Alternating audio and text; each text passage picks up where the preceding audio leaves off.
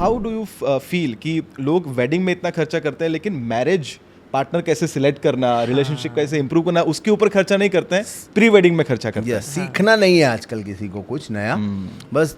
और ये क्वेश्चन अगर आप मुझे पूछ रहे हो तो मेरा इसके पीछे एक ही कि चीज़ों को एकदम सिंपल रखो, ज़्यादा कॉम्प्लिकेटेड नहीं करना है।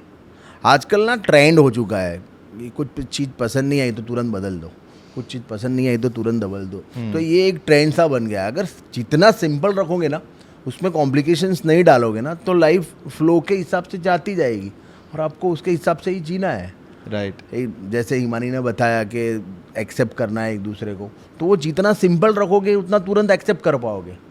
एक्सपेक्टेशंस ज़्यादा रखते जाओगे, उसके घर पे ये हो रहा है, उसका बॉयफ्रेंड तो उसको ऐसा दे रहा है, उसका बॉयफ्रेंड तो उसको ऐसे घुमाने लेके जा रहा है, उसका तो ये कर रहा है, उसका तो वो कर रहा है, तो फिर कॉम्प्लिकेशंस बढ़ेंगे। एक्सेप्ट कर लोगे तो नहीं बढ़ेंगे।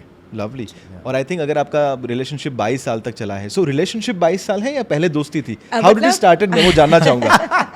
वो actually I am a storyteller, पर ये चीज़ के बारे में हिमानी ज़्यादा अच्छी तरह से बताएगी।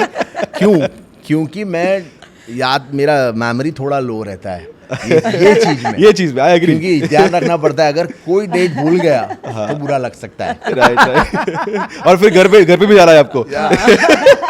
घर में तो आना ही है फिर। You know what was the first impression, कैसे वो शुरू हुआ? मतलब मैंने आपको कहा ना कि अगर आप सच में मुझसे लव स्टोरी पूछेंगे ना तो शायद ये पॉडकास्ट 3-4 घंटे का हो सकता है। क्योंकि हमारी लव स्टोरी हमने जिस दिन को सुनाई, बिकॉज 2-3 घंटे मुझे जब देते तो हम सुनाते हैं और सब कहते हैं इसके ऊपर तो फिल्म बननी चाहिए। सो इट्स टोटली फिल्मी स्टोरी, बट अगर शॉर्ट में बात करूँ तो we are school buddies, childhood buddies. और हमारी जो शुरुआत हुई थी वो एक दोस्ती से हुई थी, फ्रेंडशिप से हुई थी। बट कहते ना कि मेरी लाइफ में मतलब ऐसा था कि बॉयज़ में फ्रेंड्स कम थे, मैं बहुत शाई किस्म की पर्सनालिटी थी। तो मुझे लड़कों से बात करने में बड़ी शर्म आती थी, तो मैं कभी बात नहीं कर पाती, कॉन्फिडेंस नहीं था। तो मेरी ज़िंदगी में फर्स्ट कोई बॉयज़ में फ्रेंड बना हो या जो मेरा बहुत क्लोज पर्सन बना हो तो दैट इज़ आकाश। तो मेरी ज़िंदगी में उसकी एंट्री ही ऐसे हुई। मेरा भी सेम था। मैं 12th तक बॉयज़ स्कूल में पढ़ा था, तो लड़कियों से बात करने में बहुत डर लगता था, हिम्मत नहीं आती थी। तो मेरी भी अगर कोई पहली फ्रेंड बनी हो तो ये क्या बात है। सो पहला फ्रेंड और अभी तक वो फ्रेंडशिप चालू है, दैट्स रियली यूनिक। हाँ, और आपके बीच में ईगो नहीं आता है, उसकी वजह पता है जो मुझे दिख रहा है वही है आप दोनों की शुरुआत फ्रेंडशिप से हुई है। सो जहाँ पर फ्रेंडशिप होता है ना, वहाँ पर ईगो का गेम थोड़ा बहुत कम होता है। जहाँ पर वो हस्बैंड वाइफ हो जाता है और हस्बैंड को लगता है कि तुम मुझे मतलब जहाँ पर उसको लगता है कि मैं सुपीरियर है, तुम मुझे सिखाओगे कि मुझे कैसे मेरे अंदर, और वहाँ पर ईगो की वजह से चैलेंजेस आना शुरू हो जाते हैं। इसके बारे में बहुत अच्छा बोलती हो आप, वो बताओ ना। आप बोलते हो कि हम कभी भी हस्बैंड वाइफ बनना नहीं चाहते। हम दोनों ने मतलब हमारी लव स्टोरी का स्टोरी साइड में एक और टॉपिक आपको बता देती हूँ, जो हमें बहुत लोग ये पूछते हैं, जो हमें पर्सनली जानते हैं। हमारे वर्कशॉप में जब पार्टिसिपेंट आते हैं तो हम इनको इंट्रोड्यूस करते हैं। आकाश मेरे साथ 2 दिन वर्कशॉप में इस तरह से मतलब काम कर रहे हैं, लोगों को लगता है कि उनके कोई टीम में ये पर्सन है। फिर अच्छा, तो आप होते हैं उनके वर्कशॉप? मैं मेरे बिजी शेड्यूल में से एक चीज़ तो हमेशा ट्राई करता ही हूँ कि इसके जितने भी वर्कशॉप्स रहते हैं, मतलब सेमिनार वगैरह में तो नहीं जा पाता हूँ, पर वर्कशॉप्स होते हैं उसमें मैं कैसे भी करके पहुँच जाता हूँ। वाह। एक तो अपडेट होते रहता हूँ, क्योंकि उसके वर्कशॉप में कुछ ना कुछ नया सीखने मिलेगा ही, और घर की खेती है तो क्यों नहीं। और दूसरा ये होता है कि अगर ऑर्गेनाइजेशन में एक टीम में अगर एक घर का बंदा रहेगा तो वो अपना फोकस ज़्यादा अच्छा दे पाएगा। और मैं अगर साथ में रहूँगा तो मुझे लोगों के साथ कनेक्शन बनेगा, और मेरा भी थोड़ा सा स्वार्थ है, आई लव टू ऑब्जर्व, तो मुझे डिफरेंट काइंड ऑफ कैरेक्टर्स मिल जाते हैं। yes, मैं उसके वर्कशॉप में हमेशा जाता हूँ। That's really great point. और मैं ऐसा मानता हूँ कि वुमेन एम्पावरमेंट का मतलब ये है कि मेल अलाउ करे फीमेल को कि उनके अंदर जो पोटेंशियल है उसको बाहर आए। ये मेरी फिलॉसफी है। मैं रिश्तों की फिलॉसफी में हर एक माँ के साथ हो, भाई के साथ हो, हस्बैंड के साथ हो, आपकी टीम के साथ हो, but always you have to credit. अगर रिलेशनशिप की बात है ना तो सेल्फिश नहीं, सेल्फलेस एक्ट्स होने चाहिए, और जितना हो सके हर अकाउंट में क्रेडिट करके दे दो। अब क्रेडिट है तो आप कभी भी चाहोगे तो आप डेबिट कर पाओगे, पर आपने जिंदगी में कभी कोई क्रेडिट नहीं किया और फिर आप एक्सपेक्टेशन रखोगे कि ये मेरे लिए कुछ करे, तो वो अगर करेगा तो भी माइनस में तुम्हारे लिए चलेगा और वो अकाउंट कभी भी बंद हो सकता है। तो that is a very good theory of relationship, credit and debit. And जो बात हम लोग कर रहे थे कि जो फंडा मैं बता रही थी, आकाश जिस तरह से मतलब मुझे ये हेल्प करता है, तो अब जब बताते हैं कि he is my life partner तो लोगों को बिलीव नहीं होता है। तो मैं ये भी कहती हूँ कि हम दोनों के रिलेशनशिप में बहुत लोग पूछते हैं कि ma'am what is the secret of your relationship. कौन सा ऐसा मोमेंट था जब आपको लगा कि ही इज द वन और आपको लगा कि शी इज द वन? बोले अभी डिसाइडेड है, अब इस रिश्तों को हम भले ही नाम ना दे बट एक्चुअली मुझे तो ऐसा था कि जब वो मैंने देखा ना कि यहाँ पे मेरी उस पे नज़र अटक गई, उसके बाद फिर वो वॉलीबॉल भी बहुत अच्छा खेलती थी। अच्छा। या और मैं पढ़ाई के अलावा सब कुछ करता था वहाँ पे।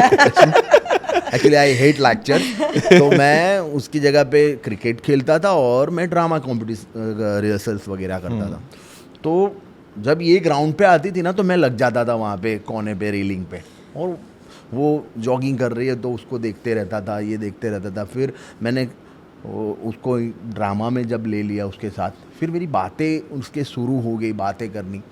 फिर मुझे लग गया कि यार इससे अच्छी लड़की तो नहीं मिलने वाली है मुझे, सी इज़ द वन। और कुछ ऐसा नहीं तय किया था कि इसको प्रपोज करूँगा, ये करूँगा, मगर अगर ये कॉलेज नहीं आती है या मेरे साथ बात नहीं करती है तो somehow suddenly I don't know, अभी भी कभी कभी ऐसा हो जाता है कि वो बाहर जाती है तो लगता है कि जैसे एनर्जी चली गई है।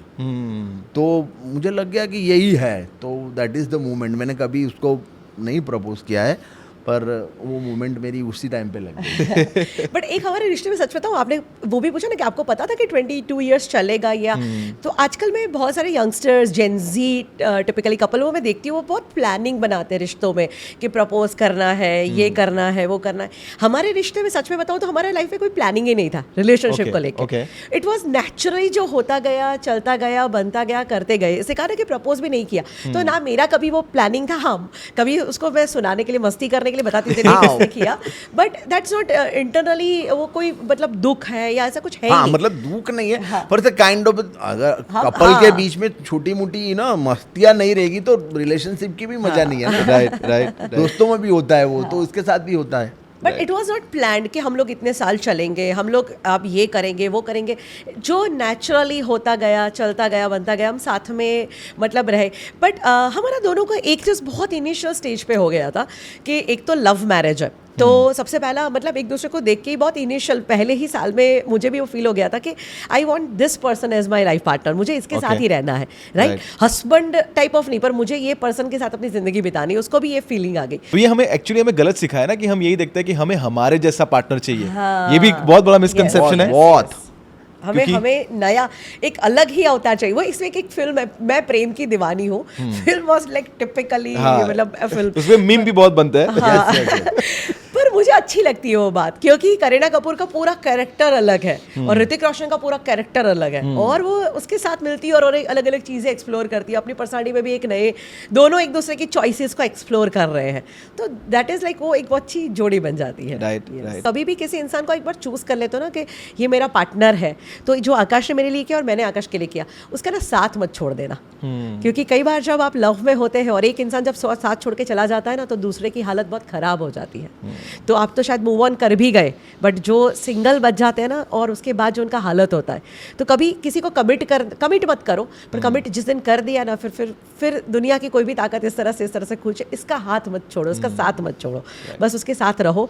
और ज़िंदगी के उतार चढ़ाव में ये भी हमने देखा है कि कई बार अच्छा चल रहा है, साथ में है, पर बुरा टाइम आया छोड़ के चले जाते हैं। That's very bad. ऐसा मत करो। तुम साथ में रहोगे, तुम्हें यूनिवर्स पे करेगा, तुम्हें वापस वो रिटर्न मिलेगा। तो साथ मत छोड़ो, आगे बढ़ते जाओ।